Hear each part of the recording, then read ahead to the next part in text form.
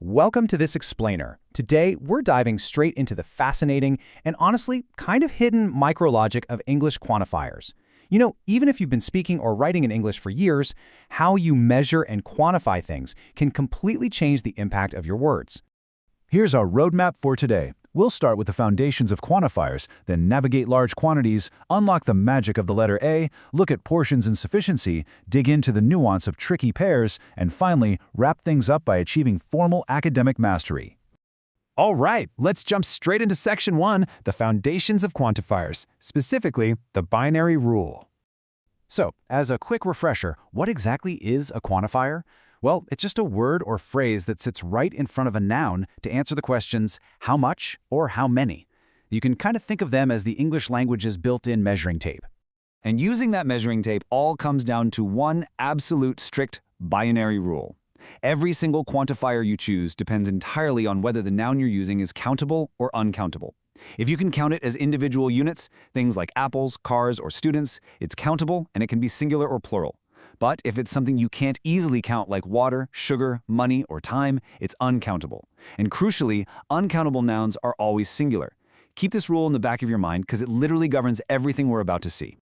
Moving right along to Section 2, navigating large quantities and the matrix of rules. So when the exact number isn't a big deal, we usually rely on some and any. But notice how they're divided up. Some is reserved for positive statements, like I have some apples, and for polite offers or requests, like would you like some coffee? On the flip side, any steps in for negative sentences, like I don't have any apples, and for questions, like is there any milk left? Now they both work perfectly fine with plural, countable, and uncountable nouns, but it's the tone of your sentence that dictates which one you actually use. Now when quantities get really large, the rules split again, right back to that binary foundation we just talked about. Many is strictly for plural countable things, like cars or friends, and you're mostly going to use it in questions or negative sentences. Much operates the exact same way, mostly in questions and negatives, but it is strictly for uncountable things, like time or money. And then you have a lot of. This one is your versatile best friend. It works with both countable and uncountable nouns, and it's mostly used in positive sentences. She has a lot of books, or he drinks a lot of water. Which brings us to Section 3. The magic of A and emotional nuance. Let me ask you something. Can a single, tiny letter completely change the entire emotional state of a sentence? Sounds crazy, right? Well, look at this. Just adding the article A literally transforms your reality. If you use plural countable nouns and say, I have a few friends, that little A gives the sentence a totally positive meaning. It means you have some or you have enough, you're happy. But drop the A and just say, I have few friends, and suddenly it's a negative meaning. It means almost none. You're lonely. And the exact same magic applies to uncountable nouns. I have a little money means we can go grab a coffee. I have little money means I'm probably washing dishes in the back to pay the bill. One single letter, two completely different realities. Wild, right? All right, on to Section 4, portions and sufficiency, where we start visualizing amounts. You see, there's a massive difference between just getting by and having an absolute abundance. Enough means you have a sufficient amount, the exact right amount of food or space for what you need. Grammatically speaking, it goes right before a noun, like we have enough food, but after an adjective, like is this box big enough? Plenty of, on the other hand, means way more than enough. It's an abundant supply. Don't rush, we have plenty of time.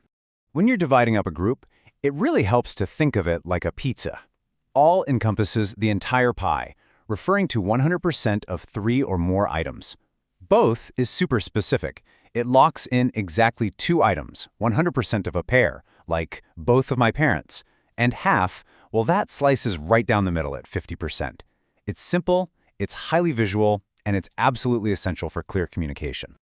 Let's level up a bit. Section 5. Nuance in tricky pairs and advanced micrologic.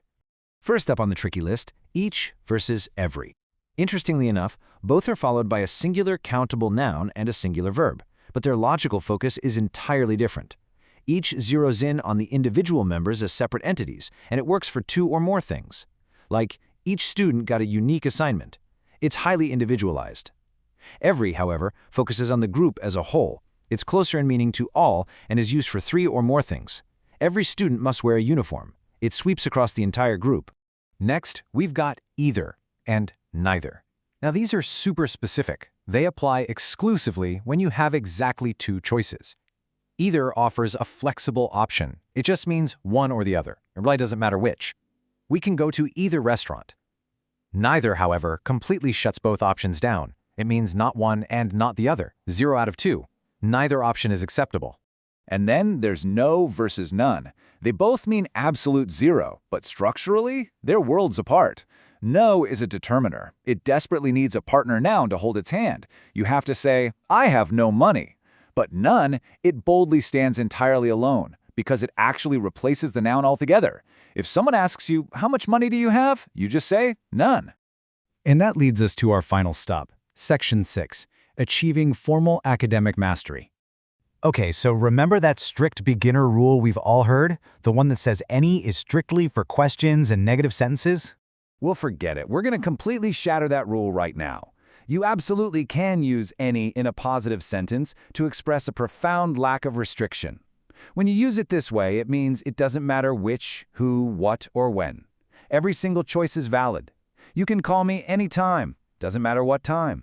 Any doctor will tell you to quit smoking. Doesn't matter which doctor. It's a remarkably powerful way to express absolute inclusivity.